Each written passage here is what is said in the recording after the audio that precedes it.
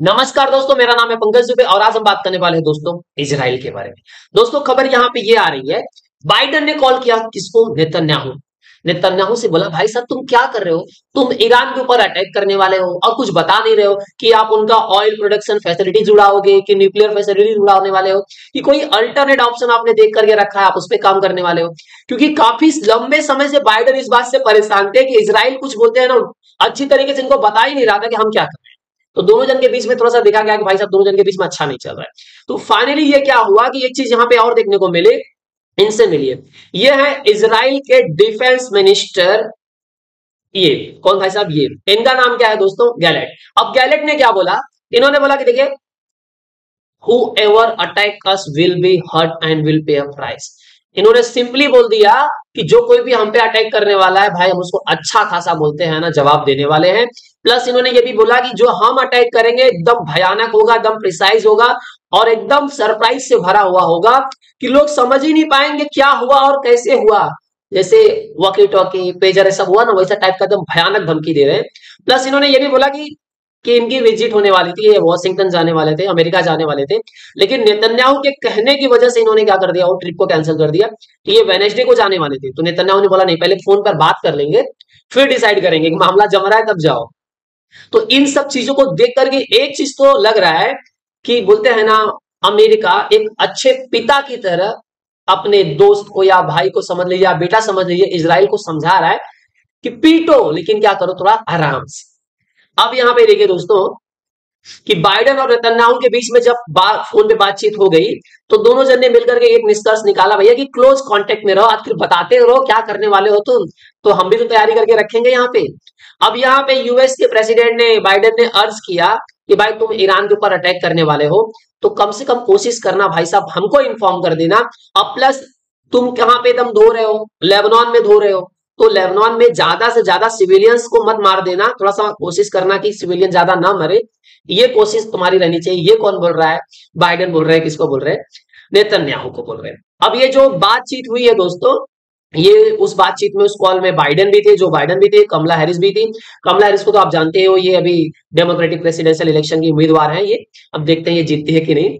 अब यहाँ पे बात ये हुई कि दोस्तों कि देखिए, बाइडेन ने एक चीज तो क्लियरली बोला कि मैं ऐसा मत समझिए कि मैं सपोर्ट कर रहा हूं कि नहीं, इजराइल को बदला लेना चाहिए, रिवेंज लेना चाहिए, लेकिन इजराइल कुछ गलत नहीं कर रहा है।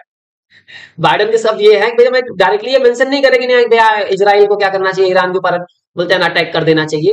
लेकिन इन्होंने बोला कि जो तेहरान ने किया वो गलत किया है, तो मैं इजराइल को क्या करता हूँ, सपोर्ट करता हूँ। मतलब मारो, मतलब थोड़ा संभाल के मारो। ये बोलते हैं इनडायरेक्टली कौन कहना चाहते थे? बाइडेन कहना चाहते थे। अब अभी रिसेंट में आपने देखा होगा नेतन्याहू ने एक वीडियो बोलते हैं ना पोस्ट किया, और जहां पे लेबनीज लोगों को बोला भाई एक काम करो, आप हिजबुल्लाह को उठा करके बाहर फेंक, अगर तुम उनको अपने देश के अंदर शरण दोगे तो तुम्हारा वही हाल होगा जो हाल गाजा का हुआ था। सीधा इन्होंने बोला डिस्ट्रक्शंस। मतलब ये खुद बोल रहे हैं कि हमने गाजा को धो डाला है तो तुम्हारा नंबर है लेबनान, तुम क्या कर जाओ, सुधर जाओ। मतलब तुम क्या करो, जितने भी हिजबुल्लाह के जो मिलिटेंट्स हैं उनको वहां उठा करके बाहर फेंको। अब देखिए कि नेतन्याहू ने एक सीधा धमकी दिया है लेबनान के लोगों को। बोला कि तुम्हारा फेट भी हुआ, तुम्हारे साथ भी वही होगा जो गाजा के साथ में हुआ था। अगर तुम कंटिन्यू करोगे, अलाउ करोगे कि हिजबुल्लाह के लोग तुम्हारे बॉर्डर के अंदर ऑपरेट करें, तो तुम्हारा भी वही हाल होगा। जैसे हमने हमास को धोना शुरू किया, हम तो बोल रहे थे रिपब्लिक को कि हम तो हमास को मार रहे हैं, और हमास के लोग क्या कर रहे हैं, सिविलियंस के बीच में बैठे हैं। तो जब हमास के लोगों को मारेंगे, मिलिटेंट्स को मारेंगे, तो गेहूं के साथ घुन भी पिसाएगा, तो घुन पिसाया। तो कितना घुन पिसाया, अभी तक का कुछ आंकड़ा अलग अलग जगह पे आ रहा है। मतलब 42,000 से ज्यादा लोग बोलते हैं ना गाजा में मारा गए। मतलब ये गेहूं के साथ घुन वाले टाइप के थे। मतलब हमास को टारगेट किया गया, उसके साथ में सिविलियंस कितने मार दिए गए? 42,010, उससे ज्यादा मारे गए। तो आंकड़े आप जानते हो, थोड़ा बहुत ऊपर नीचे रहते ही रहते हैं। अब प्लस इसराइल क्या बोल रहा है, देखो भाई हम रुकने वाले नहीं है। इसराइल की जो मिलिट्री एकदम ऑफेंसिव हो गई है, और ये हिजबुल्लाह वाले लोग को धोते धोते बोलते हैं ना, पूरा जो साउथर्न कोस्ट लाइन है वहां पे लेबनान का उधर आगे बढ़ते जा रहे हैं। और इसराइल ने बहुत ज्यादा एडिशनल ट्रूप, बोलते हैं लगभग बताया जा रहा है 15,000 से ज्यादा ट्रूप्स को क्या किया, यहाँ पे भेज दिया है।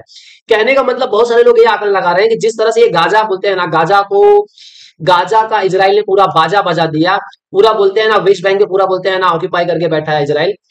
तो आने वाले समय में ये बताया जा रहा है कि जो ग्रेटर इजराइल का कॉन्सेप्ट था ट्रंप वाला, वो कहीं पे काम करता हुआ दिख रहा है।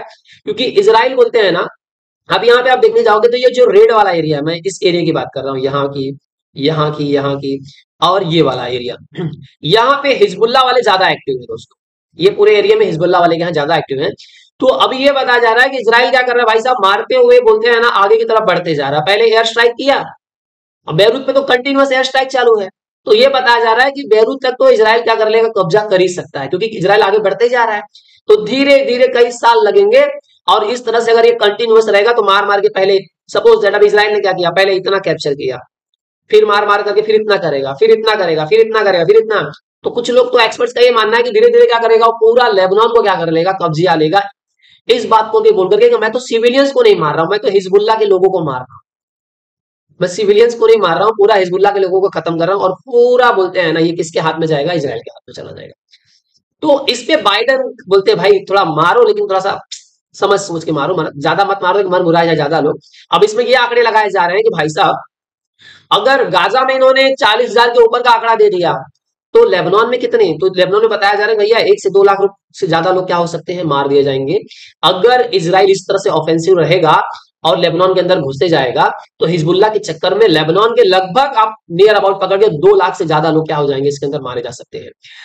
तो आई होप सो दोस्तों ये पूरा आर्टिकल आपको पसंद आया होगा। आप समझ चुके होंगे कि इस समय बाइडन ज्यादा क्यों परेशान है, क्योंकि बाइडन नहीं चाहते हैं कि इजराइल, बोलते हैं ना, जो कुछ भी करे करे तो ठीक है, लेकिन हमको बता करके करे।